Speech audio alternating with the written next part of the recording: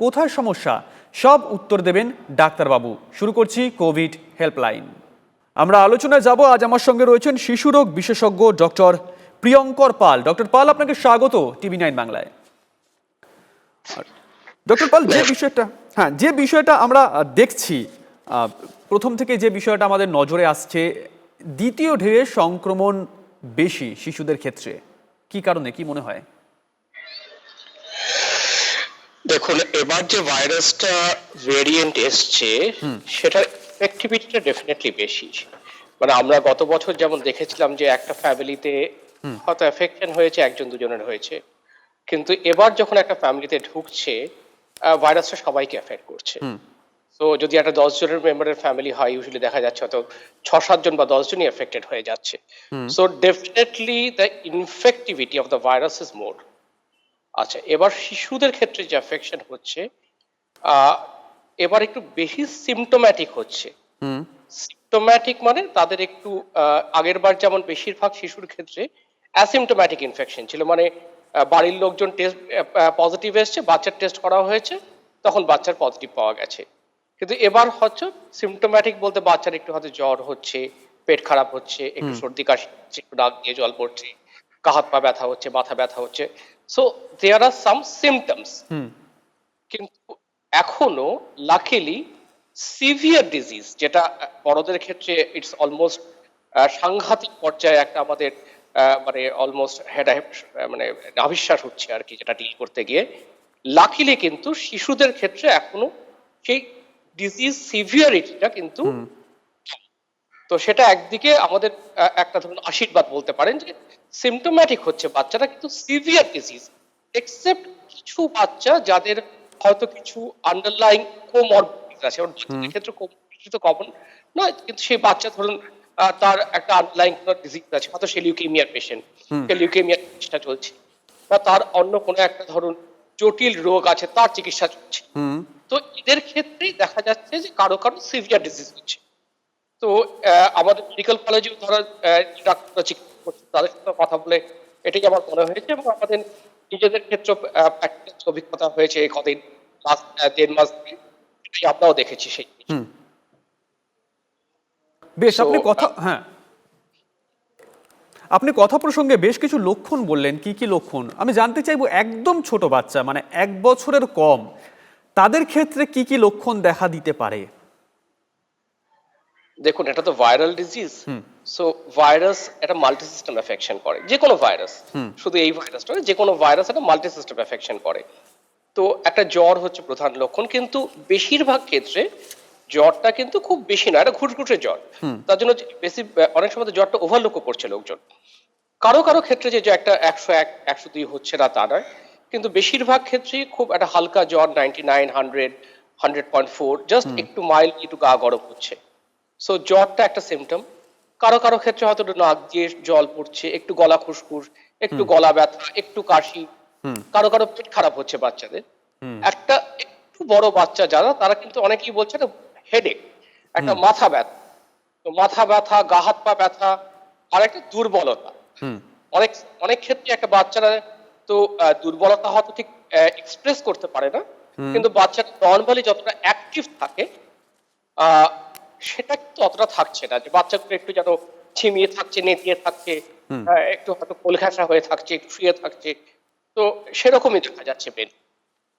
বেশ, আমরা আলোচনায় আসবো। আমাদের সঙ্গে রয়েছেন বিরা থেকে বিজয় কর, আজকের প্রথম কলার। প্রশ্ন। নমস্কার ডাক্তারবাবু। হ্যাঁ বলুন, শুনতে পাচ্ছেন ডাক্তারবাবু, বলুন। বলছি যে আমার বয়স 40+। এবার ধরুন যে ওয়েদারটা আছে, এই ওয়েদারে নর্মালি আমাদের একটু গলা খুসখুস, একটু সর্দি, এই সমস্যাগুলো আসছে। সেক্ষেত্রে কি আমরা ভয় পেতে পারি? ধরুন আমার যেমন 2 দিন ধরে একটু গলা খুসখুস করছে, একটু গলায় মাপড়া পাচ্ছি, ঠিক আছে, আবার 2 দিন পর দেখছি একটু খুসখুস করছে, এই ক্ষেত্রে কি আমরা কোনো প্রোটেকশন নিতে পারি? বেশ, আমরা উত্তর নেব। তবে এই মুহূর্তে আমাদের সঙ্গে যোগ দিয়েছেন ডক্টর প্রভাস প্রসূন গিরি। ডক্টর গিরি, আপনাকে স্বাগত TV9 বাংলায়। আমাদের প্রথম কলার যে প্রশ্নটি করলেন, সেই প্রশ্নটি নিয়ে একটু চলে যাব ডক্টর পালের কাছে। ডক্টর পাল। হ্যাঁ, আমাদের মাথায় রাখতে হবে যে আমরা একটা প্যান্ডেমিকের মধ্যে আছি। সো প্যান্ডেমিকের মধ্যে উচিত হচ্ছে যে কোনো জ্বরকেই সেই প্যান্ডেমিকের অন্তর্গত হিসেবে ভেবে না, নইলে কি হবে, আমাদের না একটা ফলস সেন্স অফ সিকিউরিটি হবে যে না ও তো কিছু না, এটা সিজনাল জ্বর। এরপরে যেটা আপনি হয়তো জিনিসটাকে অগ্রাহ্য করলেন, জিনিসটাকে পাত্তা দিলেন না, টেস্ট করালেন না, এবং তারপরেই একটা সিভিয়ার ডিজিজ। কেননা অনেক ক্ষেত্রে যেটা হচ্ছে সেটা হচ্ছে হ্যাপি হাইপক্সিয়া, যে by the time patients are coming in it is very late, যে পেশেন্ট বুঝতেই পারছে না তার শ্বাসকষ্ট হচ্ছে, তার স্যাচুরেশন হয়তো 70-তে চলে গেছে, তখন সে প্রেজেন্ট করছে, তখন it may be very very late. সবকিছু করা সত্ত্বেও তখন কিন্তু কিছু করা যাচ্ছে না। So it is better to be rather proactive. ধরেই নিতে হবে যে এই জ্বরটা, যে গলা ফুসফুসে যে জ্বরটা, যেটা কারণ বেশিরভাগ ক্ষেত্রে খুব মাইল্ডলি সিমটোম্যাটিক হচ্ছে, অনেকেই মাইল্ডলি সিমটোম্যাটিক, কিন্তু তারপরে দেখা যাচ্ছে তারা একটা সিভিয়ার ডিজিজ নিয়ে আসছে। সো এই ধরে বসে থাকতে কিন্তু হবে না, যে এখানে কিন্তু যে আমরা এটা কিছু নয়, এই এই ব্যাপারটা কিন্তু চলবে না। বেশ, আমাদের সঙ্গে পরবর্তী কলার রয়েছেন শুভঙ্কর রয়। প্রশ্ন।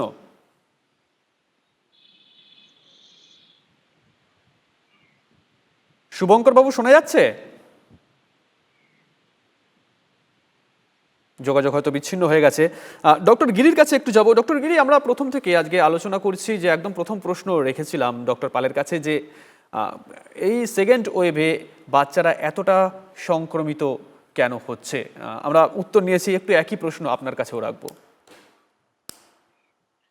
দেখুন, আমাদের এই সেকেন্ড ওয়েভে বাচ্চারা কেন বেশি সংক্রমিত হচ্ছে তার পসিবল যে কারণগুলো আমরা খুঁজে পেয়েছি, তার মধ্যে 3টি কারণ বলা যেতে পারে। অ্যাজ সাচ যদি আমরা দুটো ওয়েভের ম্যাগনিটিউড দেখি, ফার্স্ট ওয়েভ এবং সেকেন্ড ওয়েভের ম্যাগনিটিউড কিন্তু অলমোস্ট 4 থেকে 5 গুণ বেশি। ফার্স্ট ওয়েভে যতজন মানুষ আক্রান্ত হচ্ছিলেন কমিউনিটির মধ্যে, সেকেন্ড ওয়েভে তার থেকে 4 থেকে 5 গুণ বেশি মানুষ আক্রান্ত হচ্ছেন। তো যেহেতু বাচ্চারা কমিউনিটির একটা পার্ট, তো যদি কমিউনিটির 5 গুণ এফেকশন হয়, তাহলে বাচ্চাদের মধ্যে এফেকশন বাড়বে জেনারেলি। তো এটা একটা কারণ। 2 নম্বর কারণ হচ্ছে, ফার্স্ট ওয়েভের মধ্যে আমরা দেখতে পেতাম যে অধিকাংশ বাচ্চাই যারা এফেক্টেড হচ্ছে, যারা ছিল উপসর্গহীন। ফলে ধরে নিন একটা বাড়ির মধ্যে 8 জন ফ্যামিলি মেম্বার আছেন, 6 জন বয়স্ক, তারা উপসর্গযুক্ত হলেন, টেস্ট করলেন, পজিটিভ হলো। যে 2 জন বাচ্চা ছিল তার উপসর্গহীন ছিল, ফলে তাদের টেস্টিং হচ্ছিল না, ফলে তারা আদৌ পজিটিভ হয়েও কিন্তু তারা নেগেটিভের মধ্যে কাউন্ট করা হচ্ছিল। এবারে কিন্তু বাচ্চাদের অধিকাংশ বাচ্চারই কিন্তু উপসর্গহীন নন, তারা কিন্তু মৃদু উপসর্গযুক্ত। ফলে এক্ষেত্রে যেই দুটি বাচ্চার এই ওয়েভের ক্ষেত্রে সর্দি কাশি জ্বর হচ্ছে, বাড়ির লোকের একটা সন্দেহ জাগছে যে ওরও কোভিড হলো না তো, ফলে টেস্টিং হচ্ছে, ফলে বাচ্চাদের বেশি টেস্টিং হচ্ছে, ফলে সে কারণেও পজিটিভ হচ্ছে। এবং নাম্বার 3 কারণ যেটা ভাবা হচ্ছে, যে সেকেন্ড ওয়েভের যে ভাইরাসটা সার্কুলেট হচ্ছে সেটা usually Indian double mutant and triple mutant strain. ভাবা হচ্ছে আগের যে ভাইরাস যে স্ট্রেনগুলো, অরিজিনাল স্ট্রেন এবং তারপরে যে স্ট্রেনগুলো ঘুরে বেড়াচ্ছিল, সেগুলোর বাচ্চাদের প্রতি এফেকশন একটু কম ছিল, কিন্তু এবারে এই মিউট্যান্ট স্ট্রেনগুলোর বাচ্চাদের প্রতি এফেকশন একটু বেশি। এটা ভাবা হচ্ছে, এটা এখন একটা হাইপোথিসিসের পর্যায়ে রয়েছে, সেই জন্য হচ্ছে বাচ্চারা বেশি এফেকশন হচ্ছে। এবং আরও একটি কথা যেটা ভাবা হচ্ছে এবং যেটা ভেবে অনেকে আতঙ্কিত হচ্ছেন, যদি পরে থার্ড ওয়েভ আসে তখন কি হবে, সেটা ভাবা হচ্ছে যে যেহেতু 45 অ্যাবাভ অনেকেই ভ্যাকসিনেট হয়ে গেছেন, সেজন্য লেস ইমিউন পোর্শন, মানে যারা ভ্যাকসিনেট হননি, যারা কোভিডের এগেনস্টে ইমিউনিটি কম, যারা আগের বারে ইনফেকশনও হয়নি, ইমিউনিটি কম আছে, তারা হচ্ছে vulnerable group, less than 45 years and less than 18 years. সেই জন্য হয়তো তাদের মধ্যে ইনফেকশনটা বেশি হচ্ছে। এই কারণগুলোর জন্যই এবারে আমরা আপাত দৃষ্টিতে দেখতে পাচ্ছি বাচ্চাদের মধ্যে ইনফেকশনের হার গতবারের তুলনায় একটু বেশি। বেশ, আমাদের পরবর্তী কলার রয়েছেন কেদার আগরওয়াল। প্রশ্ন। ডাক্তারবাবু, আমি দুটাই ইঞ্জেকশন নিয়েছি, দুটাই ডোজ। হ্যালো? হ্যাঁ বলুন, শুনতে পাচ্ছি আমরা, বলুন। আমি দুটাই ডোজ নিয়েছি, একটা 6 মার্চ 2021-এ কোভিশিল্ড, আর অন্যটা হচ্ছে 22 এপ্রিল 2021-এ কোভিশিল্ড। প্রথম ইঞ্জেকশনে আমার কিছু হয় নাই, সেকেন্ড ইঞ্জেকশনে আমার জ্বর হলো আর মানে লুজ মোশন হয়ে গেছে। তো মোটামুটি ধরেন 15 দিন থেকে লুজ মোশন হচ্ছিল, ওষুধ খেয়ে লুজ মোশনটা বন্ধ হয়ে গেছে, অল্প জ্বর আছে। আমার কি কোনো অসুবিধা হবে? শুনতে থাকুন ডক্টর পাল। হ্যাঁ, এখন 15 ভেরি ভেরি এটা মোস্ট লাইকলি আপনার কোনো একটা অন্য কিছু হয়েছে, আপনাকে কিন্তু ডাক্তার দেখাতে হবে। এটা কিন্তু ভ্যাকসিনের অ্যাডভার্স রিয়াকশন হিসেবে ধরে নেওয়াটা খুব আনইউজুয়াল হবে। তো তো 15 দিন ধরে লুজ মোশন কিন্তু ভেরি ভেরি আনইউজুয়াল। হালকা জ্বর হতে পারে যে কোনো ভ্যাকসিন মাইল্ড একটা জ্বর, হাত ব্যথা, যে ইনজেকশন দেওয়া হচ্ছে লোকাল রিয়াকশন, সেখানে ফুড একটু ব্যথা হলো, কিন্তু 15 দিন ধরে লুজ মোশনটা কিন্তু কমপ্লিটলি আনইউজুয়াল। বেশ, অর্পিতা প্রামাণিক রয়েছেন আমাদের সঙ্গে। পরবর্তী কলার প্রশ্ন।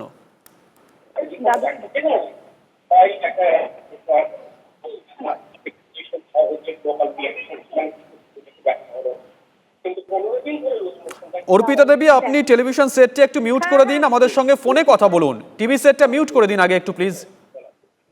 হ্যাঁ স্যার, বলছি যে ডাক্তারবাবু আমার মেয়ে 4 বছরের। হ্যাঁ, হ্যালো।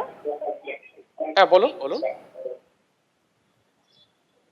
আমরা এর আগে দেখেছিলাম যে আপনাদের তরফ থেকে প্রশ্ন উঠে এসেছিল বাচ্চাদের নিয়ে কেন আমরা আলোচনা করছি না। আজকে আমরা এই এপিসোড করছি মূলত বাচ্চাদের নিয়েই, বাচ্চাদের জন্যই, কারণ তাদের এখনো পর্যন্ত টিকা আসেনি, অথচ দ্বিতীয় ওয়েভে আমরা দেখছি শিশুদের মধ্যে সংক্রমণের হার অনেকটাই বেশি।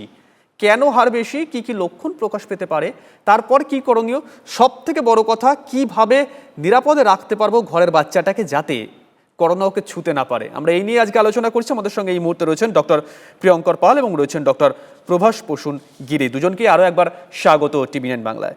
ডক্টর পালের কাছে আরেকবার যাব, যে বিষয়টা আমি তুলে ধরলাম, এখনো টিকা আসেনি, নিরাপদে রাখতে হবে ওদেরকে, কিভাবে রাখা সম্ভব? যেটা আমার প্রথমত মনে হয় যে বাচ্চাগুলো তো এখন স্কুলে যাচ্ছে না, বাচ্চাগুলো বাড়িতেই আছে। সো বাচ্চাগুলোর আলাদাভাবে ঘরে এফেকশন হওয়ার সম্ভাবনা কিন্তু একমাত্র বড়দের থেকে।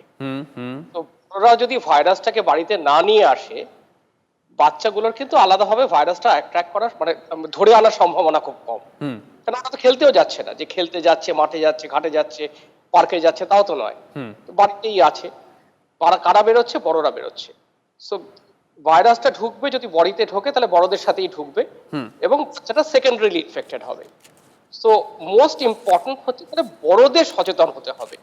যদি বাচ্চাদের তারা প্রোটেকশন দিতে চায়, তারা সবসময় মনে করে যে আমরা তো, আমাদের তো কিছু হবে না। অনেক সময় আমাদের পেশেন্টরা ফোন করে, স্যার আমরা আমার বাচ্চাটার জন্য চিন্তিত, আমাদের তো কিছু, আমার জন্য চিন্তিত নয়।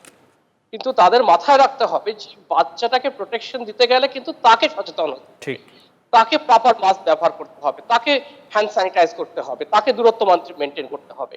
So they should be very conscious, কেননা ভাইরাস কিন্তু বাচ্চাটার জন্য আলাদা করে ঢুকবে না, ঢুকবে হচ্ছে তার হাত ধরে ঢুকবে। অর্পিতা প্রামাণিক রয়েছেন আমাদের সঙ্গে। পরবর্তী কলার, আপনার প্রশ্ন। হ্যাঁ, বলছি যে আমার 4 বছরের শিশু রয়েছে, তো তাকে কি রোজ রাতে গরম জল খাওয়ানো যাবে? আমরা আমরা যেরকম গরম জল খাচ্ছি বা ভেপার, সেগুলো কি সেই 4 বছরের শিশুকে নেওয়া যাবে?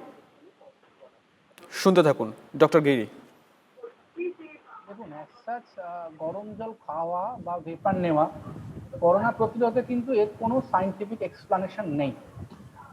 কারোর যদি কোভিড হয়ে থাকে সেক্ষেত্রে ভেপারের একটা রোল আছে, কারণ যেহেতু কোভিড সংক্রমণ মেনলি রেসপিরেটরি ট্র্যাক্ট কিংবা শ্বাসনালীর মধ্যে দিয়ে ঢোকে, তাই কোভিড সংক্রমণ হওয়ার পরে যদি কেউ ভেপার নেয় তাহলে শ্বাসনালীর মধ্যে যে পিচ্ছিল্য ভাবটা বা যে মিউকাসটা রয়েছে সেটাকে ভেপার নিলে সেটা অনেক ইনট্যাক্ট থাকতে পারে এবং তাতে কিন্তু এক্সপেক্টোরেশন বা কম বেরোনোটা অনেকটা সুবিধা হয়। যে কোনো, শুধু কোভিডের ক্ষেত্রে নয়, যে কোনো ইনফেকশনের ক্ষেত্রেই সেক্ষেত্রে সুবিধা হতে পারে। এটা একটা সায়েন্টিফিক এক্সপ্লানেশন।